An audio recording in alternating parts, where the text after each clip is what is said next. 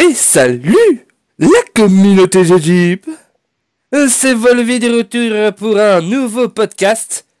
Avec toujours qui? Mais il est qui? C'est qui est là? T'es qui? C'est Den. Hi. Voilà. Podcast qui a eu déjà lieu la semaine dernière, mais qu'on a mis que sur notre chaîne parce que le son était malheureusement un peu dégueu.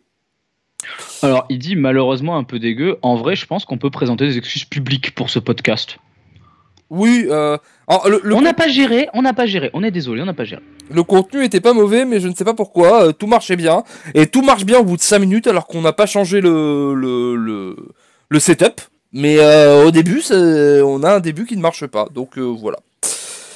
Mais c'est pas grave, parce qu'on a beaucoup plus de choses très intéressantes à dire cette semaine, Den. Oui, c'est vrai. Cette C'est vrai. semaine, on a de Plein la de choses. grosse actu sur Hearthstone.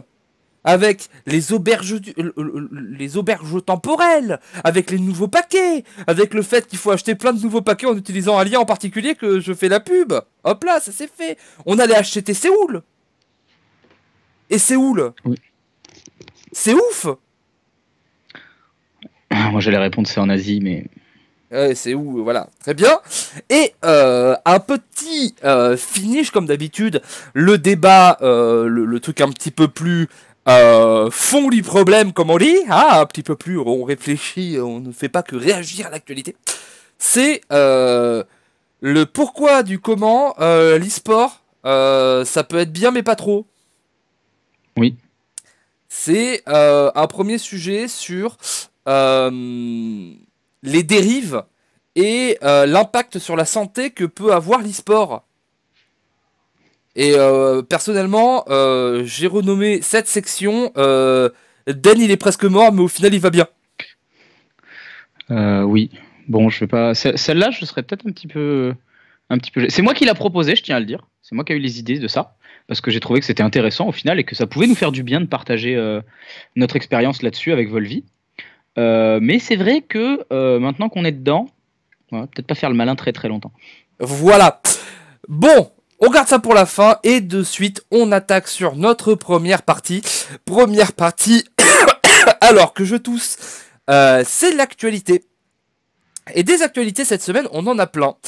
Et on a la première grosse actu qui est l'événement Les Auberges du Temps. Alors, les Auberges du Temps, c'est quoi? C'est Toki, la Toki du futur. C'est drôle Toki parce que Toki ça veut dire temps en japonais. Qui vient foutre le bordel un petit peu. Et vous l'avez en ce moment en jeu, c'était à partir du 10 ou du 9 ou du 11. C'était du 11, on est le 11, ça tombe très bien. Et c'est jusqu'au 3 juillet, je crois. Donc c'est assez long. Et Oui. pendant ce temps, qu'est-ce qui se passe? Toutes les quêtes donnent à la fois de la dust et de l'or. Donc ça, petit bonus correct. On a plein de nouvelles cartes pour l'arène. Review de ces cartes pour l'arène qui est présente sur notre chaîne. Voilà. On l'a pas encore fait, mais maintenant que je l'ai dit, on est obligé. Volvi, quoi. Voilà.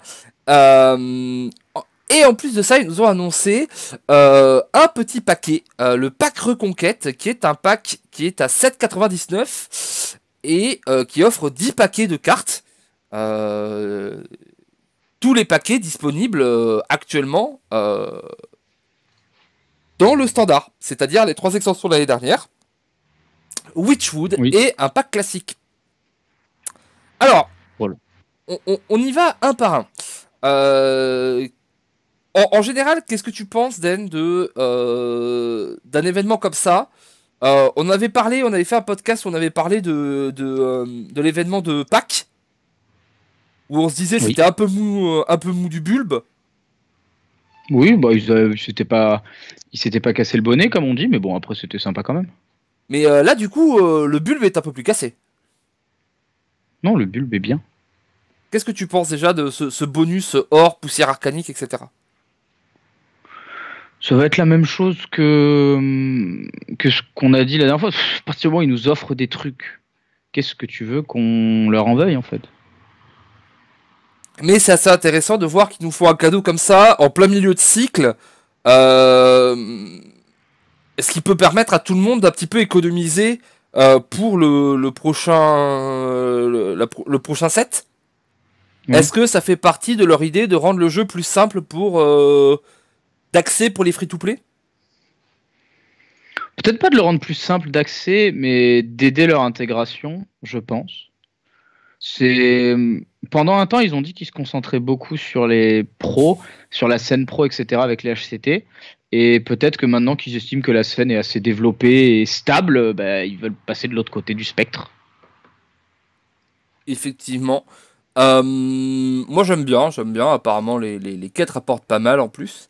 Euh, du coup, deuxième chose, c'est ce petit coup de boost donné à l'arène, Oui. avec cette fois 28 cartes qui sont disponibles seulement en arène. Et ça, Oui. c'est assez inédit. On avait eu plus 9 cartes, une carte par classe qui avait été donnée à l'arène. Oui. Ça avait changé un peu l'arène, mais pas non plus la folie. Oui. Là, ça attaque 28. J'ai pas calculé, je crois que ça fait genre 2 cartes par classe et des neutres, si je ne me trompe Oui. pas. Qu'est-ce que. Ouais, c'est ça, je crois qu'il y a 10 neutres et 2 cartes par classe. Qu'est-ce que t'en penses, toi, de cette idée? Est-ce que c'est bien? Est-ce qu'elles doivent rester? Est-ce que c'est des cartes qu'on aurait peut-être dû avoir dans des paquets? Est-ce que c'est. Est-ce que peut-être ils auraient pu faire une micro-extension pour changer de méta? En fait, on peut voir les choses de façon négative en mode ah bah s'ils les sortent en arène ils pourraient les sortir dans le jeu, ah bah ils nous montrent pas tout machin, mais je pense aussi que c'est une très bonne chose de dissocier arène et standard wild en fait, parce que l'arène a été au fur et à mesure du temps délaissée, on va pas se le cacher, l'arène a perdu beaucoup en popularité, et c'est bien que l'arène ait sa propre identité, qu'il y ait des incitations à jouer en arène, et des cartes qui n'existent nulle part ailleurs, c'est une incitation. Effectivement. Et puis on va pas se le cacher, je sais pas si t'as vraiment passé du temps sur les cartes. Non. On le fera après. On le fera après pour une autre vidéo, comme je le dis. Normalement, elle sera déjà sur notre chaîne quand vous écoutez ce podcast. Hum,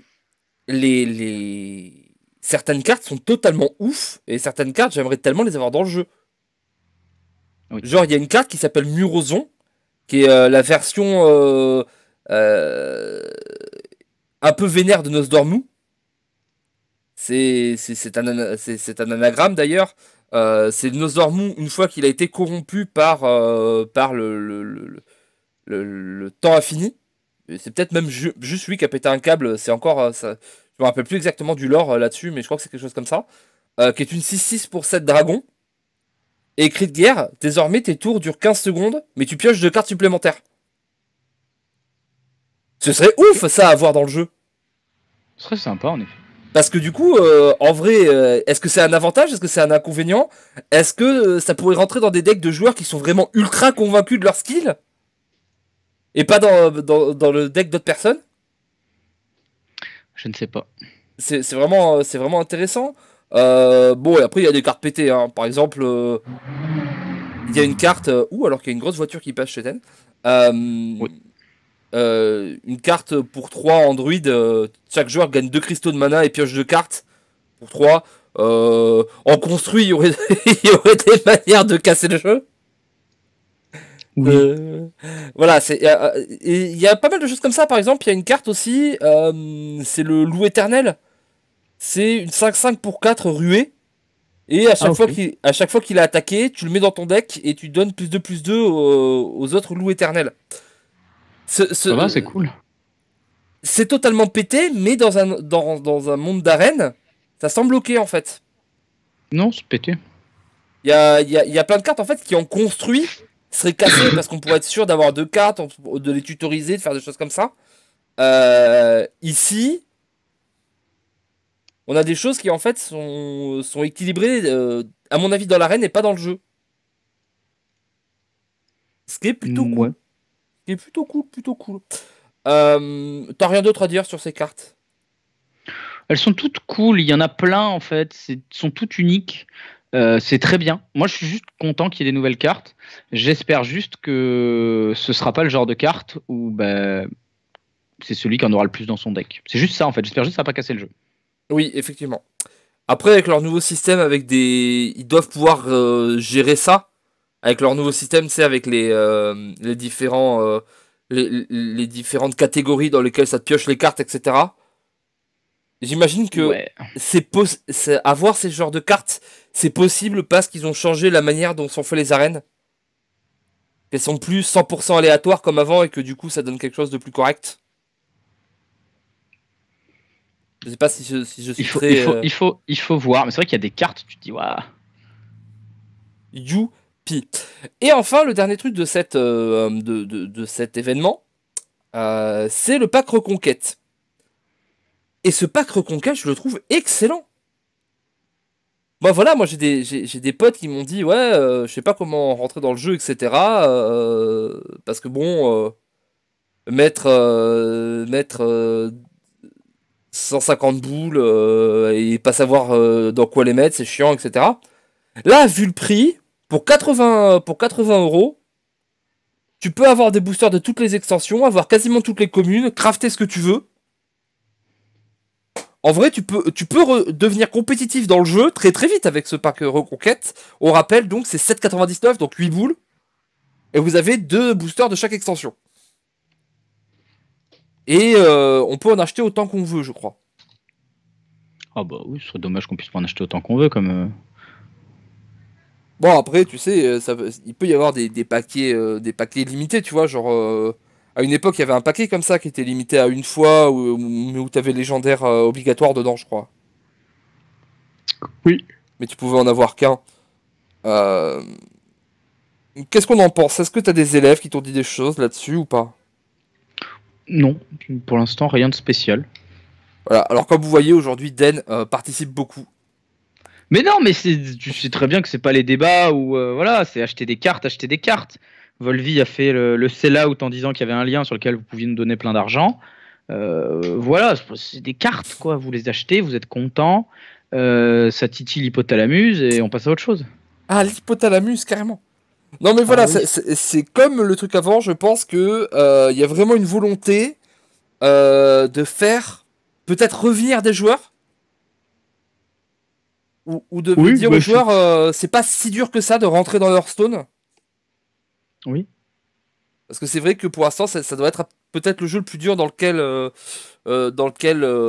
rentrer compétitivement Hearthstone, parce qu'il y a beaucoup de choses. Il est beaucoup moins free-to-play friendly que des jeux comme Shadowverse, ou même The Elder Scrolls Legends, pardon, TESL. Bon, il l'est beaucoup plus que ce jeu de cartes dont on ne parlera pas. Magic. Mais voilà, je trouve ça intéressant d'un point de vue purement accessibilité du jeu. Ouais, c'est toujours bien les promos du genre. Après, il y a les gens qui aiment pas ça et qui vont pas les utiliser. Il y a les gens qui aiment bien ça. Voilà. Deuxième actualité de la semaine sur Hearthstone, c'est ça y est, enfin, le retour. On l'attendait plus. Le retour de notre ami Ava et de tous ses copains de la taverne. Le second court-métrage d'animation Oui, euh, de Hearthstone. Alors, qu'est-ce que t'en as pensé, toi? j'ai pas vu encore. Voilà, on parle de trucs. Ah, ça sort le 7 juin, on est le 11. Den, il s'en fiche. Lui, il joue aux cartes. Il regarde pas les trucs. Mais il s'en fiche de quoi? C'est toi qui tu m'avais même pas dit on va parler de ça. Tu me l'as dit, on était déjà dans le podcast. Alors moi voilà, j'irai le voir plus tard, tranquille. Parce que je J'ai eu pensais des choses, j'ai eu des choses. Ah, oh, oh oui, bah voilà, monsieur, il fait des line-up. Bon. Euh, On ne le- chante, on ne chantera pas dans ce podcast. Voilà. À l'époque, j'avais posé la question à la Gamescom. Euh, je pensais vraiment qu'ils allaient être beaucoup plus présents, ces personnages, sur cette année. Parce que la dernière fois qu'on les a vus, c'était le trailer Jouons à Hearthstone.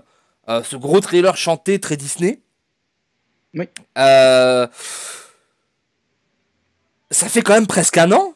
C'est pas un an, mais ça fait 10 mois parce que c'était en août de l'année dernière. Là, on a attendu juin de cette année. La question est, est-ce on va les voir une fois par an et du coup... Parce que franchement, ces personnages, ils étaient un peu retombés dans le Osef tiers. Oui, Je crois que clairement. les trois quarts des gens s'en souvenaient plus. Dès que je lui ai dit, il y a un court-métrage Hearthstone, je suis sûr, il s'est pas rappelé que, ah si, il y avait cette petite fille, avec cet orque vénère, la petite Je me gnomette. rappelle très bien du premier court-métrage. Ok, elle était dans la neige et puis elle tombe sur le livre Hearthstone et elle l'ouvre et ça la transporte dans l'auberge. Et là, il y a un Et rat. là, elle joue à Hearthstone contre je ne sais plus qui. Ça, j'avoue, je vais le dire, je ne sais plus qui. Et il lui arrive des trucs et des machins. Et puis il y a des swings qui passent. Alors, Bon, alors, encore une fois, c'est magnifique. C'est Blizzard. Ils nous font ça pour nous annoncer que si vous vous connectez le 13 juin, vous recevrez un paquet classique rempli de cartes dorées. Donc 5 cartes dorées. Encore un petit peu de bonus. Encore un petit peu de cadeaux. C'était assez intéressant. On a vu un Murloc en cinématique animer et faire le Murloc. C'était absolument incroyable. Vraiment, j'ai envie qu'il y en ait plus. Il nous avait dit que ça allait être dans des courts-métrages, mais aussi dans des BD, peut-être dans des romans, peut-être des choses comme ça. Ces personnages sont ultra intéressants. L'aubergiste est doublé, je l'ai regardé en VO. On continue. Euh, Vous connaissez mon amitié pour l'ancien aubergiste, mais je dois réellement le dire et être totalement honnête avec vous. L'aubergiste dans ce court métrage, qui est doublé donc par le nouvel acteur, dont à chaque fois j'oublie le nom, je vais m'en souvenir un jour, euh, est bien meilleur que dans le jeu, en fait. ouais, je suis d'accord. On sent que... Je suis d'accord, il l'a pas vu. On sent qu'il y a eu plus le temps. On sent qu'il a pu le bosser. Et on sent que ça n'a pas été fait en mode YOLO parce que voilà, il y avait une sanction qui tombait, il fallait reprendre quelque chose. Euh, Va peut-être falloir repasser par le studio pour aller refaire les voix. Une fois qu'il aura mieux compris et que maintenant il a mieux compris ce qu'est l'aubergiste, ça se sent là déjà. Parce que en jeu, c'est toujours dégueulasse, les gars. Mais là, dans le trailer, c'était mieux. Donc voilà, ces personnages, on les attend. Et alors voilà, j'ai beaucoup parlé parce que Den il voit rien, Den il s'en fout, Den c'est un compétiteur, mais du coup Den c'est un compétiteur, donc lui il suit les patchs, il suit ce qui se passe. Et il y a eu plein de bordel avec Tess Greyman, avec le druide qui changeait avec des trucs. Quoi? Qu'est-ce que tu racontes? On a dit je suis compétitif, tu me parles de test. Qu'est-ce que tu me fais là? Oh, c'est quoi cette entourloupe là? Du coup, dernière grosse actualité de la semaine, on a eu le patch 11.2. Et ce patch 11.2, qu'est-ce qu'il nous a fait? Eh bien, il a changé quelques. Il a changé quelques interactions dans le jeu, notamment avec la quête de druide, et ça a créé plein de problèmes. J'espère que tu as suivi tous ces problèmes. Oui, oui, oui. Ah ben voilà, parle-nous-en. Mais j'espère qu'un jour tu me préviendras avant le milieu du podcast. Oh, c'est fou ça. Ça c'est fou. Ça, c'est vraiment. Oui, il y a eu plein de problèmes. Les animations de Carniflore, au final, ils les ont réduites, ça a servi à rien. Les problèmes avec Tess, je les ai su là comme ça me revient pas. Vas-y, mets-moi en voilà, affiche-moi devant tout le monde. Bravo Volvi, hein, vraiment t'es un ami. En gros, Tess, ils l'ont changé. Ils ont mis le traitement Yoxar, non? C'est ça? Oui, c'est ça. Ça permettait de rejouer les cartes héroïques et ça se limitait désormais à 30 cartes et elle s'arrêtait si elle était réduite au silence, tuée, transformée, quitter le champ de bataille ou qu'il y avait un mort. Voilà, en gros, elle a eu le traitement Yogg-Saron. Je vois pas en quoi c'est choquant. Les gens ont gueulé. Et pourquoi elle est pas jouée? En fait, les gens crient de base. C'est Mais il faut savoir que Blizzard est reparti en arrière et que ça a été retouché, qu'il y a eu un recorrectif. Et que du coup, maintenant, Tess, bah, elle fait son effet jusqu'à la fin. Du coup, ils l'ont changé pour que ce soit collé avec Yogg-Saron. Et ils l'ont Oui. rechangé pour que ça ne colle plus avec Yogg-Saron. Mais ils ont bien raison. Parce que, hein, faut vraiment pas être bien dans sa tête pour voir copier Yogg-Saron. Non, mais la vraie question qui se pose, c'est à quel point gueuler ça peut influer sur l'équilibre de ce jeu? Alors là, l'équilibre, c'est une carte qui est quasiment pas jouée, qui est pas ultra compétitive, en tout cas à l'heure actuelle, hein. Donc, euh, il y a une logique sur le fait que ça ait pu avoir un impact, mais surtout, euh, je trouvais que c'était une bonne chose quel est le traitement Yogg-Saron. Si une carte agit d'une manière, un effet similaire doit agir de la même manière, toujours. Bah oui, c'est confusant sinon. Et là, bah non, parce que oui, mais c'est pas aussi fort, mais je m'en fous, ça dit que ça fait des effets aléatoires. Il y en a un, quand il meurt, ça s'arrête. L'autre, quand elle meurt, ça s'arrête, si c'est elle qui lance les effets. Je comprends pas pourquoi on a un jeu qui continue à faire oui, mais c'est pas grave, on a un jeu online, on peut faire ça dans ce sens, on peut mettre telle ligne de code. Mais dans les jeux physiques de cartes, les règles elles s'appliquent pareil à toutes les cartes qui ont un effet similaire. Ou alors faut le marquer sur la carte. Là, il faut juste le savoir. C'est-à-dire que entre les gens qui ont lu un patch, ceux qui n'ont pas lu l'autre patch, etc., il va y avoir combien de misplays faits parce que on ne sait pas comment l'effet marche quand on lit la carte. C'est vraiment un problème. C'est vraiment un problème, Blizzard. Prenez vos bubbles et dites les cartes elles marchent comme ça. Point, barre. Et tout marche toujours comme ça. C'est un règlement. Là, je comprends pas pourquoi les deux changent. Alors je comprends du point de vue fun. Parce que sinon ça tuait totalement Tess. On était sûr de jamais la voir.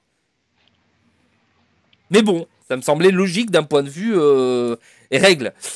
Et le deuxième truc surtout c'était, et du coup on est un petit peu sur un entre-deux entre l'HCT Séoul et la partie news.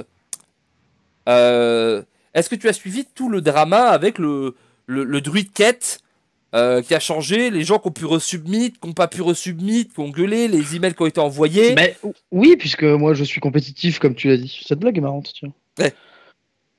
Oui, alors, qu'est-ce qu'ils ont fait? Ils ont dit on fait des nerfs. Ok? Faites des nerfs, les gars. C'est votre boulot après tout. Ok. Et après, ils ont dit on fait des nerfs après la date d'inscription et de submit des decks à un tournoi. Ok. S'il y a besoin, faites des nerfs. Par contre, changez pas vos decks. Eh, pas ok, Gérard. C'est. Moi, j'en ai parlé avec Gallon. Et il m'a dit c'est comme si je vais au resto. Je commande un gros burger. Et je dis voilà, je le veux à telle cuisson. Et au milieu de la truc, le cuistot il me dit désolé, je peux pas vous faire cette cuisson. Mais il me dit aussi, par contre, tu peux pas choisir la cuisson suivante non plus. Mais alors, C'est à un moment, les mecs ont décidé non. t'as eu, Pas envie. t'as eu cette première partie de l'histoire, mais t'as eu la deuxième qui est encore plus abracadabrantesque. Et même Brian Kibler, qui Ça, est c'était commentateur officiel, etc., est rentré dedans. J'avoue que je m'attendais pas parce que voilà, il est quand même très lié avec Blizzard. Il a des gros contrats avec eux. Mais parce que ils ont dit bon ok, si vous avez mis Druid Quête, bah en fait vous pouvez sortir Druid Quête et resubmit ce que vous voulez. Bah oui, mais du coup non, Joséphine. Parce que t'as peut-être des mecs qui sont préparés contre Druid Quête, tous les decks qui sont open, et tu dis, et tu dis aux trois pélos qui s'étaient dit malin d'amener Druid Quête, genre, votre deck il marche plus, mais par contre vous pouvez choisir maintenant. Non, ça n'a pas de sens. Est-ce que c'est pas encore pire? Si, ça n'a aucun sens. Alors, Il est là le problème en fait dans la logique de ce nerf, c'est que ils ont créé un problème. c'est même pas un nerf, ils c'est ont- un changement parce que ça marche Oui. différemment pour. Mais ils ont créé un problème et ils ont dit on veut pas le résoudre. Les gens engueulés ils ont dit ok on le résout en créant un autre problème. Mec, ça n'a pas de sens. Mais en gros, c'était quoi le changement? Est-ce que tu peux l'expliquer à nos. À nos. Le principal changement, c'était sur le manipulateur sans visage. En gros, ce qu'ils ont fait, c'est qu'ils ont changé la façon dont le jeu comprend certaines cartes. À la base, pour les cartes à cri de guerre, le jeu prenait en compte la carte après cri de guerre. C'est la raison pour laquelle, par exemple, Entité Miroir ne copiait jamais un cri de guerre. Ou la raison pour laquelle, quand tu fais rune explosive sur une carte, son cri de guerre s'active quand même. Parce que c'est d'abord cri de guerre, et ensuite on prend en compte le fait qu'une carte a été jouée. Ils ont dit, c'est pas logique, on veut plus faire comme ça. Ok. Et du coup, ils ont dit, on va le faire à l'envers. On va prendre en compte la carte avant son cri de guerre. Ce qui fait que dans le cas du Druid Quête, le manipulateur sans visage, dans la collection, c'est une 3-3. Donc quand on le joue, eh ben ça marche plus pour la quête. Et quand t'as submit un deck où il y a 2 manipulateurs sans visage dedans, bah t'as l'air d'un con. Voilà, pareil, ça marchait aussi si tu jouais une carte à côté d'un loup. Avant, si tu jouais une 4-4 à côté d'un loup, ça te comptait comme une carte à 5 d'attaque en fait, pour la quête. Oui, c'est la même chose. Ça marche plus. Maintenant, en fait, c'est joué, c'est quand c'est compté depuis la main. Pareil, Voilà. si tu prends une carte qui se. Par exemple, la carte, alors elle est plus, mais celle qui faisait 2-5 ou 5-2. Avant, Oui.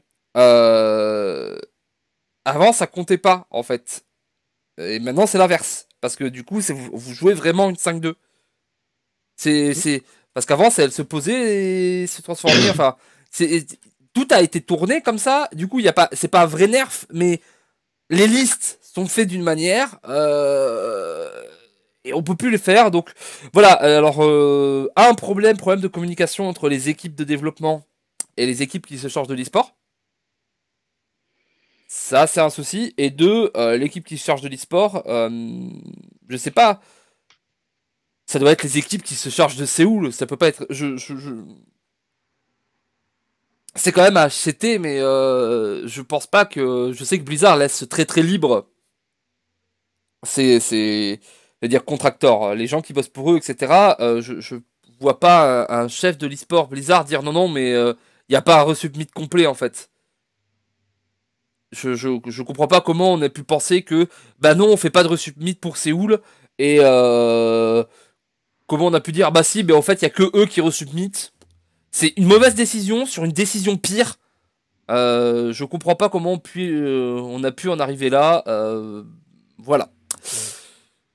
Allez, c'est fini. Du coup, maintenant, on fait la petite page e-sport. Pas très très longue cette semaine parce qu'il y avait qu'un seul événement et je sais que Den l'a suivi avec grand intérêt. Bon. Oui, ah bah oui, tu l'as suivi avec grand intérêt.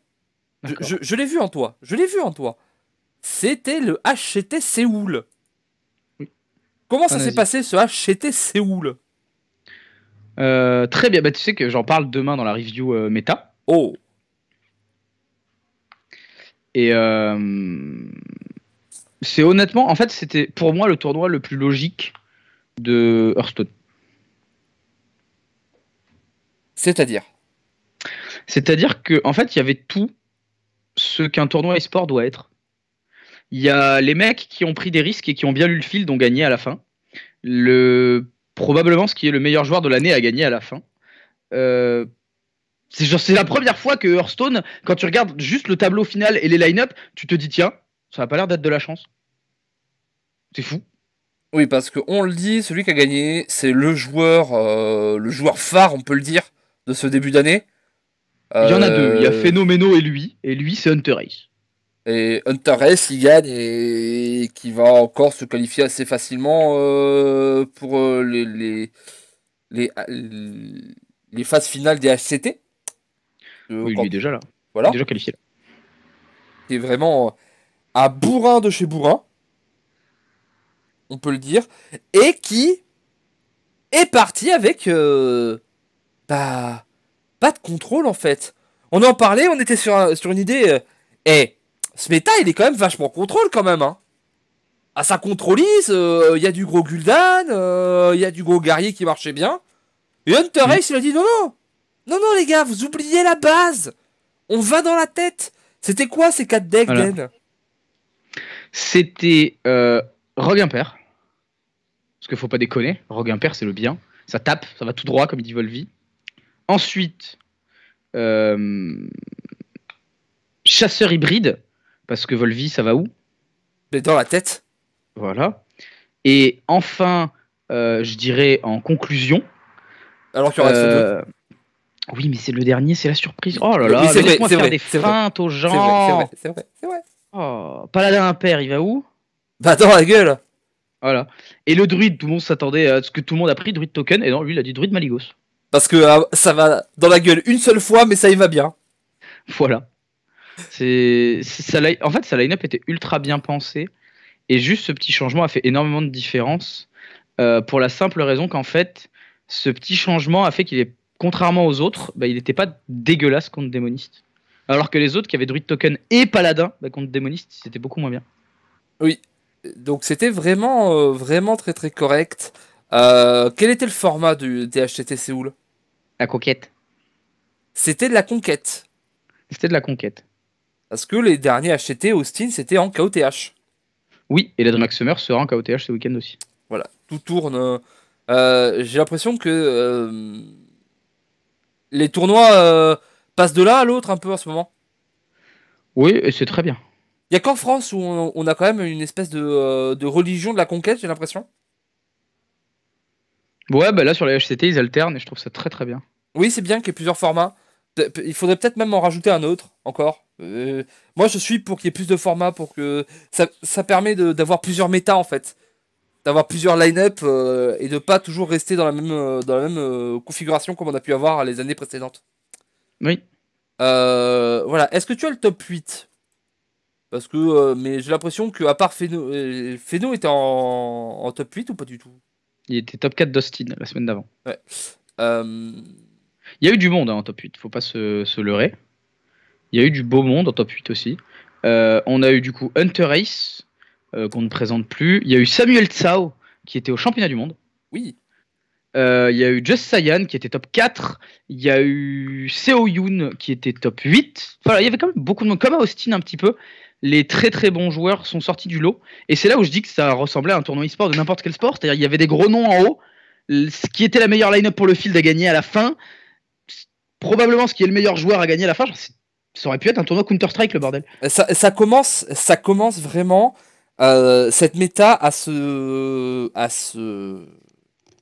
définir comme la méta la plus skill, enfin, qu'on ait eu, parce que vraiment, les meilleurs joueurs sont en haut, quoi.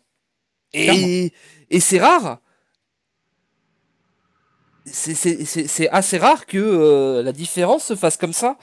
Mais tout simplement parce que au final, cette méta, si on la pensait très contrôle orienté, Oui. on voit que pas du tout. Que on peut totalement avoir d'autres decks.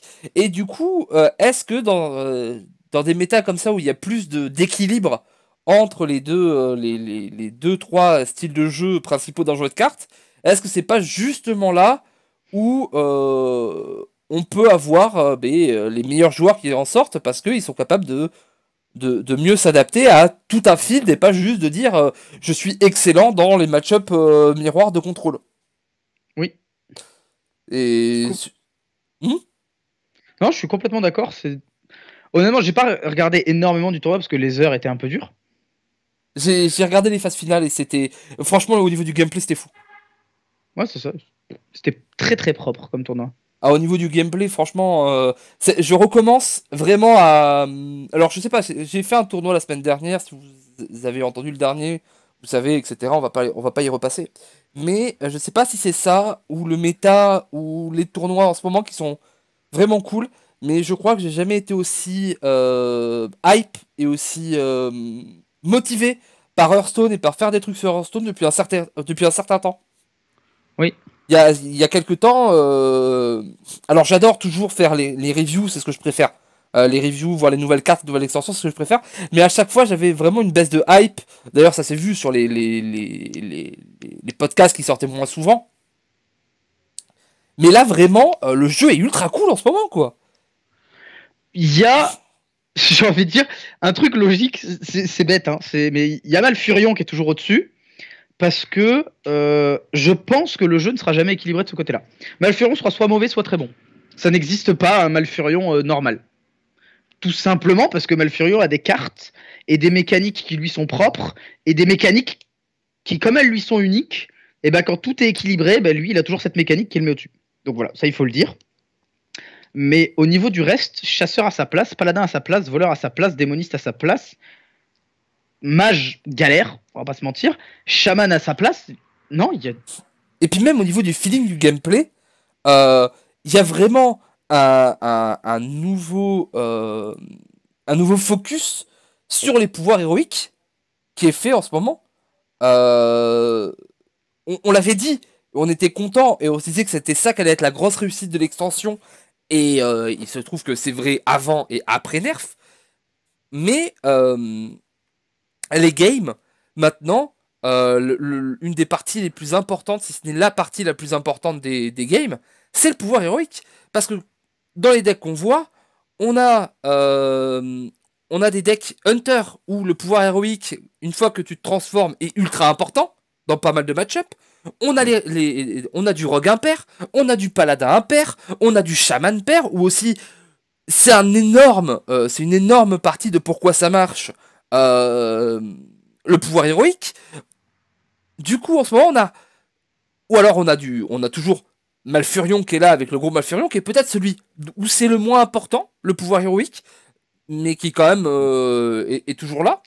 Ouais, c'est celui qui cherche à le moins en faire. Voilà, à part quand il est en Malfurion DK, où là. Mais c'est vraiment celui que je cherche le moins. Mais on a du gros Gul'dan qui fait ça. On a du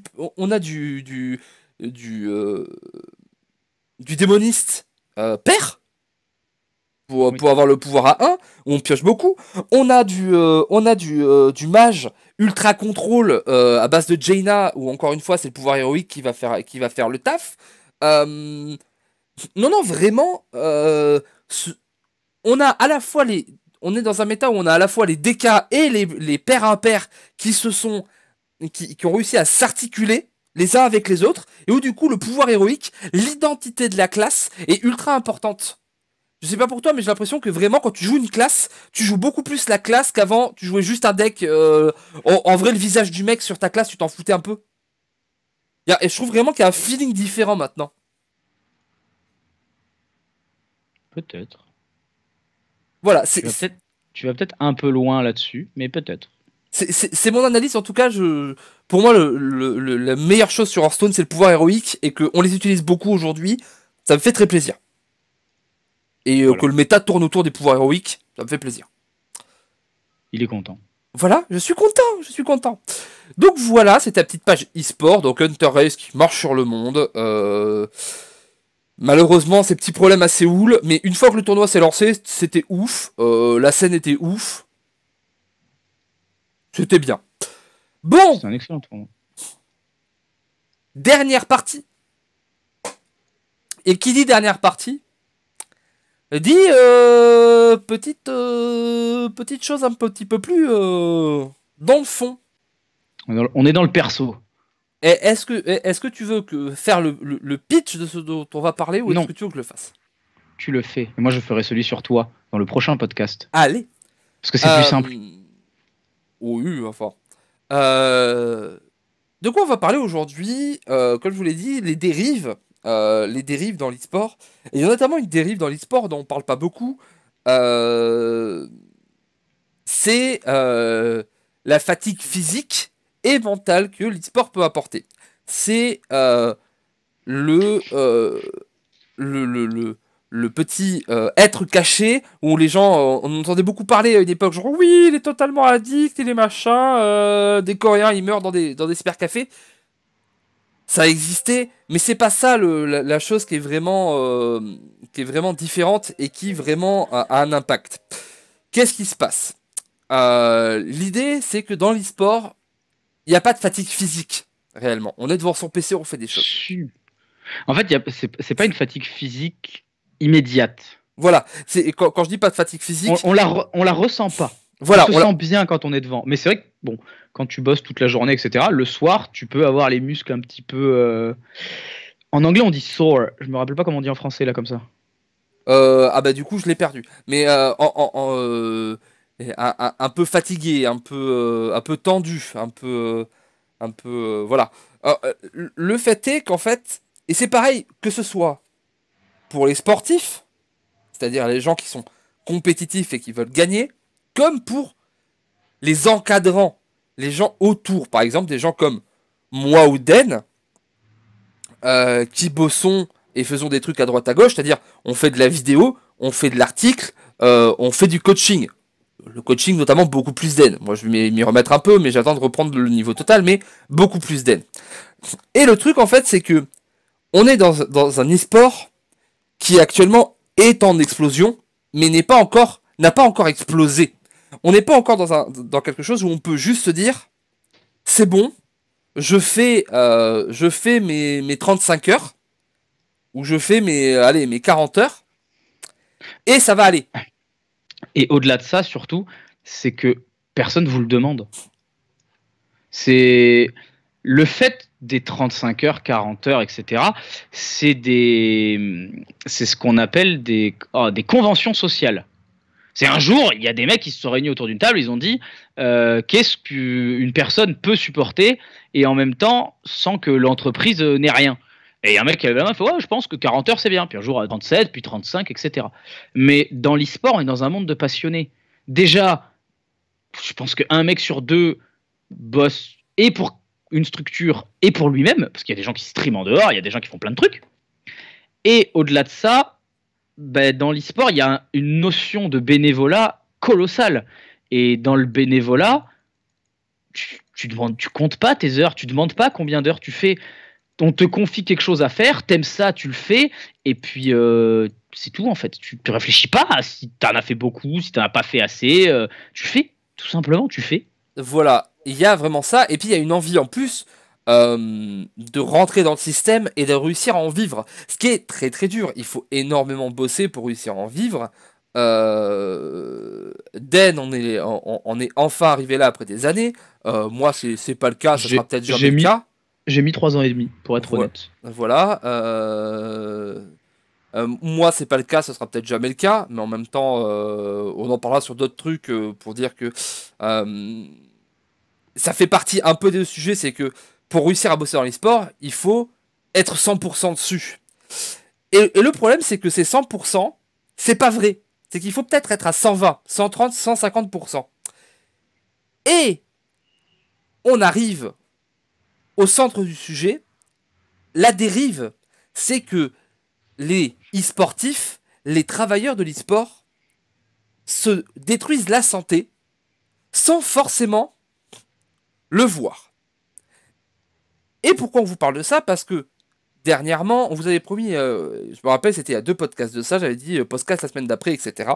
On n'a pas pu le faire, et Dan va vous expliquer un peu ce qui lui est arrivé, parce que c'est lui qui bosse beaucoup trop, parce qu'il faut savoir que Den c'est un passionné, et c'est un mec qui ne rechigne pas au travail, et qui du coup quand on lui dit j'ai un coach, faudrait que tu me coaches de 2 à 5, bah il fait de 2 à 5, puis après il y a un mec à 7 heures, du coup il dort 1 heure, il fait de 7 à 10, puis après il y a un mec à 14, du coup il dort 1 heure, il fait 14 machins, et ainsi de suite. Il faut bien comprendre qu'à côté de ça, il y a d'autres choses. Il y a les équipes, il y a les articles, il y a la vie de famille, quelque part, il y a les compagnes. Donc ça fait beaucoup de choses, et du coup, ça t'a amené à quoi, Dan? Alors, on ne sait pas si c'est la cause, mais ça m'a amené à... Bon, je vais vous le dire clairement, j'ai fait un accident cérébral il y a 3 semaines maintenant, qui, en n'ayant aucune cause, d'ailleurs les médecins n'ont jamais trouvé ce que j'avais fait, mes examens sont revenus clean, etc., qui, pour ma famille, s'est apparenté à du surmenage. Ce avec quoi je suis totalement d'accord. Ce qui se passe, en fait, c'est que quand on travaille dans ce genre de milieu, etc., en fait, travailler nous fait du bien. Vous pouvez demander à tout le monde dans l'e-sport, etc., Volvi vous dira la même chose. Quand on est sur un projet qui nous tient à cœur, on n'appelle pas ça du travail. Non. Moi, quand je coach, ma copine me disait tout le temps, mais tu coaches 15-16 heures par jour, t'en as pas marre? Non, c'est ma passion, j'adore faire ça. C'est comme, j'en sais rien, moi, vous prenez un jeune de 15 ans à qui on dit on va t'envoyer en centre de formation pour faire du foot. Mais le jeune, il se dit pas je deviens professionnel. Le jeune, il se dit ouais, je vais faire du foot. Et ben, on est des gamins et on réfléchit comme ça, nous aussi. Alors, ça a des avantages qui sont que quand je me lève le matin, j'ai un putain de smile et je choisis les gens avec qui je travaille et je choisis ce que je fais comme travail et je choisis les sujets sur lesquels je travaille, etc. C'est énorme, mais c'est vrai qu'on tombe aussi dans des comment ça s'appelle, les vicieux, des travers dans lesquels on se rend pas compte en fait. On est juste complètement dans un monde à part où s'il y a personne qui vient nous voir et qui nous sort de là de force, parce qu'évidemment on va pas en sortir tout seul, parce que nous on n'a pas envie d'en sortir, il se passe qu'on tombe dans une notion de surmenage, on tombe dans une notion de fatigue chronique, de burn-out, des choses comme ça. Et en fait, la raison pour laquelle j'ai proposé à Volvi d'en parler, c'est parce que je pensais que ça me ferait du bien de parler de ce genre de truc et de parler de ce qui m'est arrivé, parce que ça me permet aussi de réaliser, parce que quand on m'en a parlé, qu'est-ce que j'ai fait? Je dis, c'est pas grave, ça va passer. Oui, je suis con à ce point. Pas de Et je problème. l'ai défoncé. Voilà, je me suis fait défoncer par Volvi, je me suis fait défoncer par mes parents, je me suis fait défoncer. De façon générale, je me suis fait défoncer. Mais, en fait, moi, pendant un temps, j'ai vécu un petit peu isolé parce que ma copine de l'époque vivait à Marseille et donc j'y allais souvent. Et quand j'étais là-bas, personne ne pouvait voir ce que je faisais, personne ne me contrôlait, etc. Et elle, comme on se lançait dans la vie et que il fallait bien que je ramène de l'argent, travailler pour elle, c'était une bonne chose. Et pour moi aussi. Mais c'est vrai que comme personne m'a sorti de là de force, en quelque sorte, c'est mon corps qui m'a sorti de là de force. Voilà. Mais pour rebondir et pour dire, t'es pas le seul à qui c'est arrivé. Non, moi j'ai eu la phase extrême aussi parce que j'ai des prédispositions génétiques à ce genre de choses. Mais ça, c'est un autre débat qui n'a rien à faire là-dedans. Non, c'est pour d'autres choses aussi. Pour les gens qui ne connaissent pas Den, maintenant vous devez le connaître, je me fous toujours de la gueule de ses gros muscles. C'est que Den, c'est un ultra sportif. Je me fous de la gueule de ses gros muscles alors que potentiellement j'ai des plus gros muscles, mais pas pareil. C'est un ultra sportif, c'est un mec qui pousse à fond et qui du coup n'a pas fait un accident qui est arrivé tôt parce que il avait le corps, le palpitant, qu'a lâché ou n'importe quoi. Lui, c'est arrivé quand ça allait plus loin directement dans la tête. Hein, c'est ce qui se passe toujours chez les grands sportifs. Hein, il faut le savoir. C'est que chez les personnes normales, le truc qui lâche en premier, c'est le cœur. Chez les grands sportifs, ils ont un cœur en téflon, les gars. Ils l'ont entraîné pendant 20 ans, 30 ans. Donc en général, c'est au niveau de la tête où ça ils peuvent pas l'entraîner et les terminaisons nerveuses au bout d'un moment elles font paf. Mais on a vu des gens qu'on connaît très bien, Marmotte qui a eu une phase de burn-out et qui s'était retrouvé à l'hôpital, une période où il était pas bien, etc. physiquement. Ça lui est arrivé. C'est arrivé aussi à un youtubeur que je suis, que j'apprécie, Crane, qui était un des poteaux au joueur du grenier, pour ceux qui connaissent pas. C'est arrivé à pas mal de personnes qui sont dans ce milieu-là, en fait.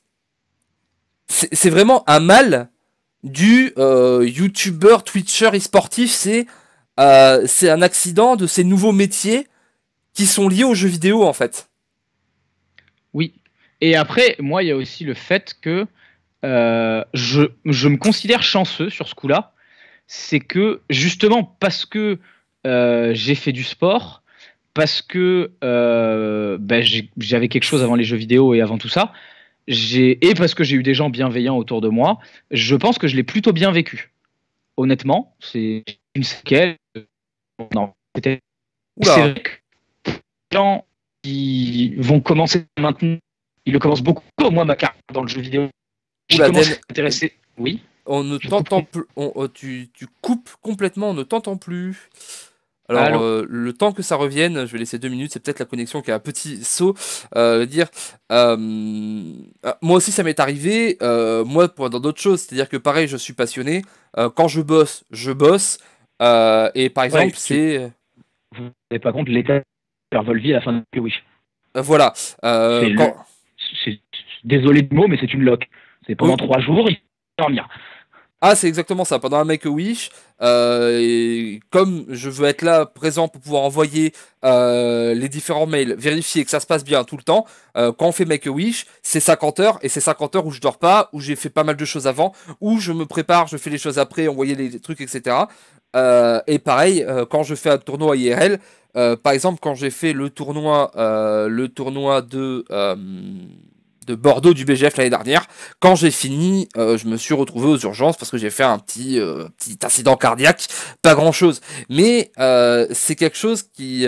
Et chez les bénévoles qui font des choses comme ça, ça arrive aussi souvent. Et c'est quelque chose qu'on ne voit pas souvent, que le public... le public se rend pas compte que réussir à percer, quelque part, parce que même si je suis pas comme Den et j'en vis pas, c'est aussi mon rêve, je veux aussi faire ça, mais en gardant mes valeurs, en faisant ce que j'aime. Mais malgré tout, je pense que j'ai à moitié percé quand même. Quand même si j'ai 3 personnes qui me demandent un autographe, c'est pas grave. Je suis quand même content. Mais ça demande un investissement et un travail et une fatigue morale et mentale qui est assez peu vue en fait. Est-ce que on t'entend à nouveau, Den? Oui, oui, je suis là. Ah, on t'entend dans une mauvaise qualité, mais on t'entend. Du coup, Je sais pas, on m'entend mieux là? c'est un peu en mauvaise qualité, mais c'est pas grave, on t'entend, on te comprend. Ok, alors du coup, qu'est-ce qu'on disait? Oui, je sais, je me rappelle où j'en étais. Ce que je disais, en fait, c'est surtout que je pense que j'ai eu de la chance parce que j'ai commencé, moi, les jeux vidéo très tard. J'ai commencé à m'investir dans Hearthstone. J'ai découvert Hearthstone à 21 ans et je suis devenu pro, etc., coach à 23-24. Et à 24 ans, j'avais déjà 6 ans de sport que je considère à pseudo haut niveau, où j'ai eu des époques où je m'entraînais plus de jours qu'il y a dans la semaine. Et du coup, ça m'a permis aussi de me construire à ce niveau-là. Comme disait Volvi, c'est vrai que physiquement, sur la scène e-sport, je pense être en avance sur beaucoup de gens. Mais il y a des gens déjà qui vont commencer plus tôt. Il y a des bénévoles de 15-16 ans maintenant. Sur Clash Royale, sur Hearthstone, sur les jeux purement skill, un petit peu moins. Mais sur les jeux de réflexion, etc., on commence à voir, voilà, on peut prendre l'exemple, actuellement sur Hearthstone, on a un exemple parfait, des jeunes de... On en a un qui a 13 ans. Gabi, il a 13 ans. Oui. À 13 ans, je suis désolé, si tu nous entends Gabi, je t'aime beaucoup, mais à 13 ans, ton cerveau n'est pas terminé, ton corps n'est pas terminé, et tu n'es pas capable de juger d'une situation pareille de toi-même. Alors, j'ai toute confiance dans les parents de Gabi pour le protéger, etc., parce que j'ai vu son père en tournoi, et ça a l'air d'être quelqu'un d'extrêmement bienveillant. Oui. Mais je pense que s'il arrivait la même chose que moi, il m'est arrivé à quelqu'un de 14 ans, 15 ans, 17 ans, les séquelles et les répercussions sur sa vie, on parle du x100 peut-être. Oui. C'est ça, c'est que toi, t'as la chance d'avoir, une certaine maturité par rapport à ça, et deux, d'avoir un entourage, qui t'a mis... parce que voilà, ça peut être d'avoir des accidents comme ça, et pour quoi que ce soit cérébral, que ce soit cardiaque. Mais il y a de tout en fait. Maintenant, il y a une maladie qui se propage énormément. C'est les gens qui perdent tellement de muscles dans les jambes à force de ne pas les utiliser qu'ils font des nécroses. Oui, ça arrive beaucoup en Corée notamment. Nécrose. La jambe peut tomber. Alors c'est exagéré de tomber, mais ça part en amputation, des choses comme ça. On est en train de parler d'amputation pour être juste resté devant un PC. Ce n'est pas du tout anodin. C'est ça, il y a vraiment tout un pan caché. Et c'est les dérives dont parlaient à l'époque les médias. Et le problème, c'est qu'ils en parlaient à une époque où c'était pas vrai. Et où c'était un foutage de gueule total. Parce que oui, mon enfant, c'est un no-life, il joue au moins 4 heures par jour à World of Warcraft. Mais ferme-la. 4 heures par jour, c'est quoi? Si c'est ça qui lui fait plaisir, au lieu d'aller avec des potes fumer de la bœuf, laisse-le, c'est pas grave, tant qu'il fait ses devoirs, qu'il a des amis et qu'il sort, c'est pas un no-life, c'est pas un problème.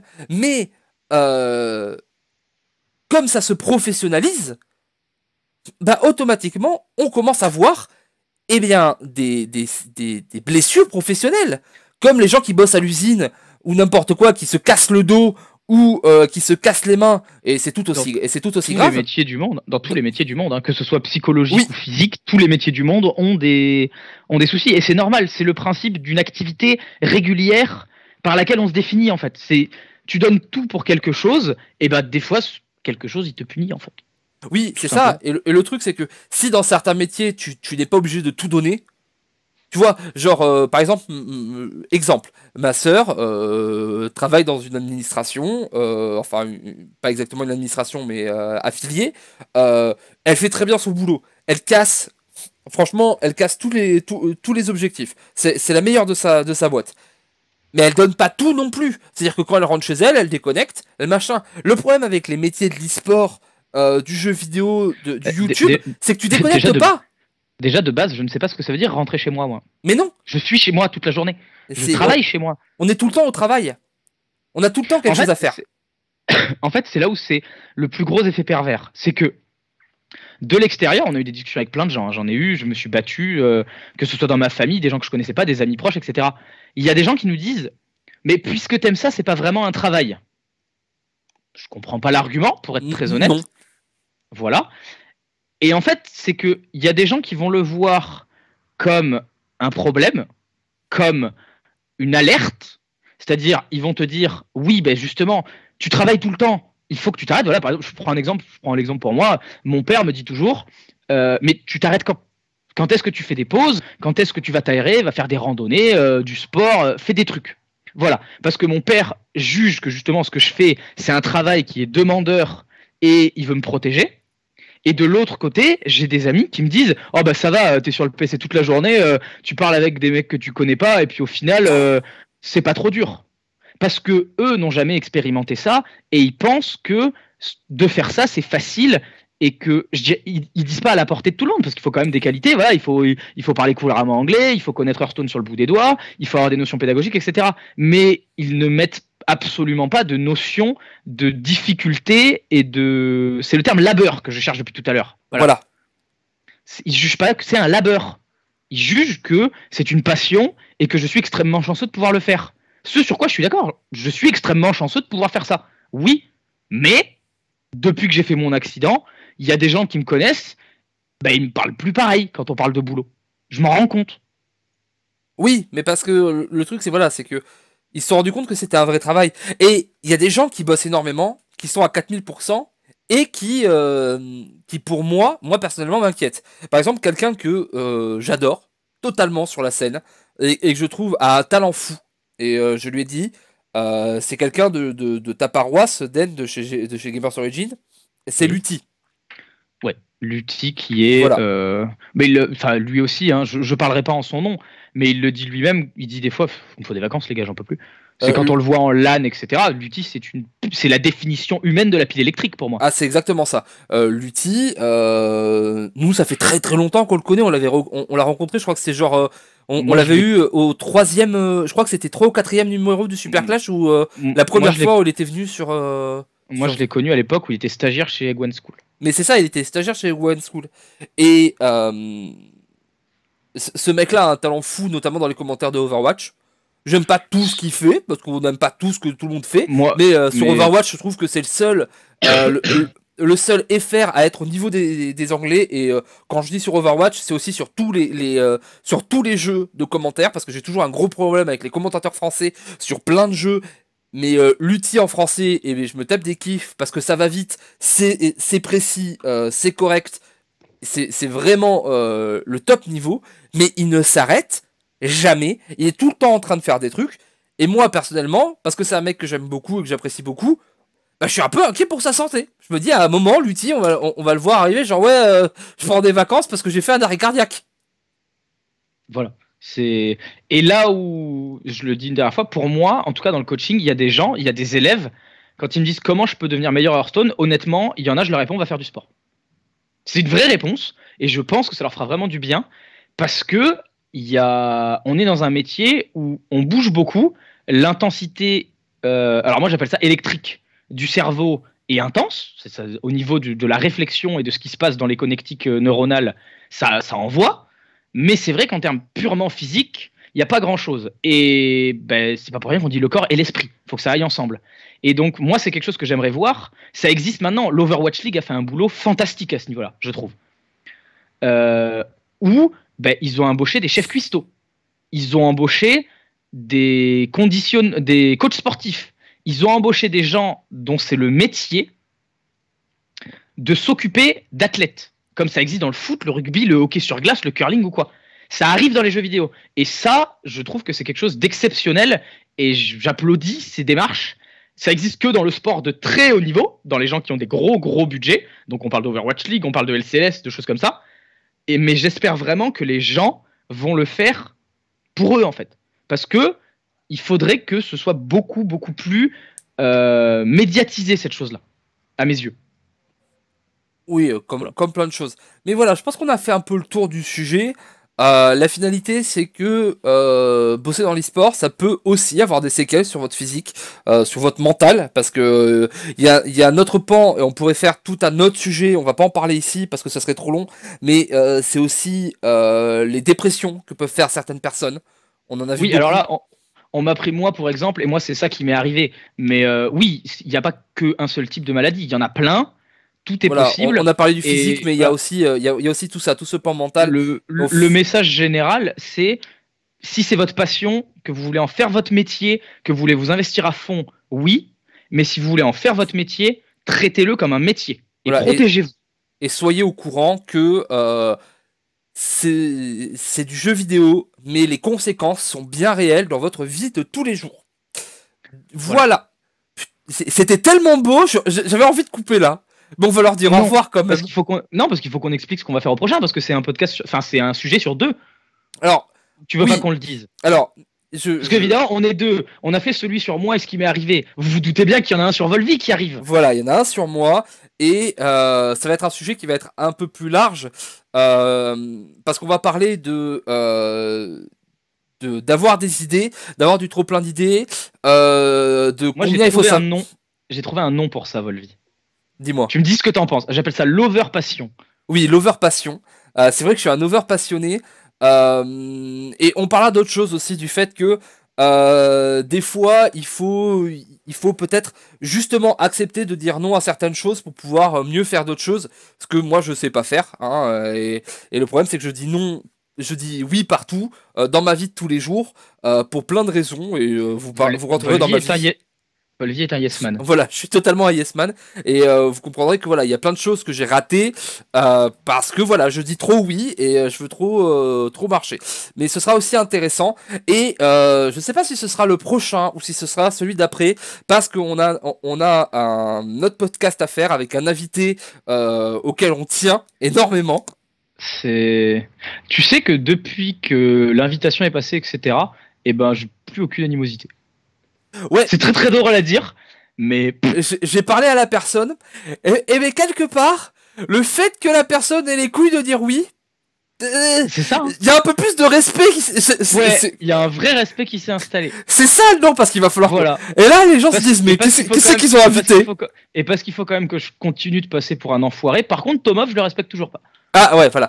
Mais vous inquiétez pas, vous verrez l'invité, on l'annoncera. C'est énorme. Voilà, je vous en dis pas plus. Il est plutôt fin, c'est toi qui es énorme. Oui, c'est moi qui suis énorme.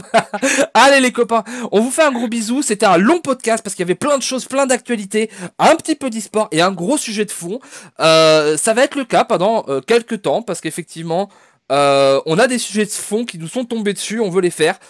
Comme d'habitude, vous n'hésitez pas à vous abonner, à mettre des pouces bleus, tout ce que vous voulez sur la chaîne, etc. À aller sur les Twitter de Den, de moi, on vous aime toujours. N'hésitez pas surtout, si vous êtes encore là, à le partager sur Facebook, sur des groupes, chez vos amis, etc. Essayez de faire marcher. Je sais qu'on a des gens qui nous sont très très fidèles et on compte totalement sur vous pour faire le boulot marketing que nous apparemment on n'est pas assez bon pour faire bien. Le lien, si vous voulez acheter...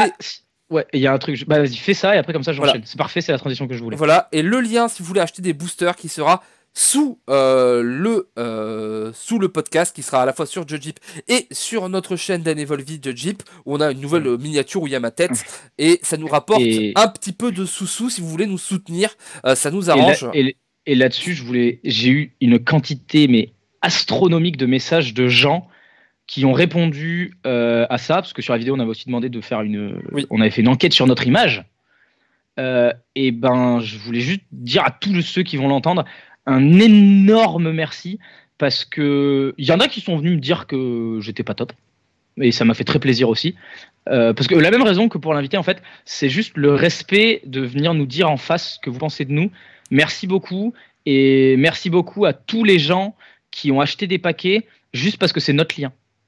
Il y a des gens qui l'ont fait, qui ont dit je dépense plus d'argent sur le jeu, etc. Je suis free to play, mais pour vous je vais en acheter un ou deux.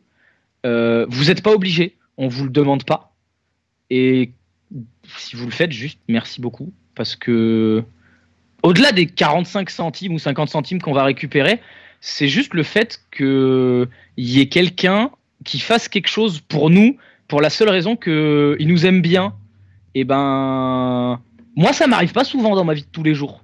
Ouais, c'est le plaisir, j'avoue. Complètement. Voilà, du coup, on vous fait des gros bisous, les copains. Comme d'habitude, vous restez sur Judge Hype, le juge de la hip, pour toutes les actus Blizzard. Et on vous fait des gros poutous, les copains.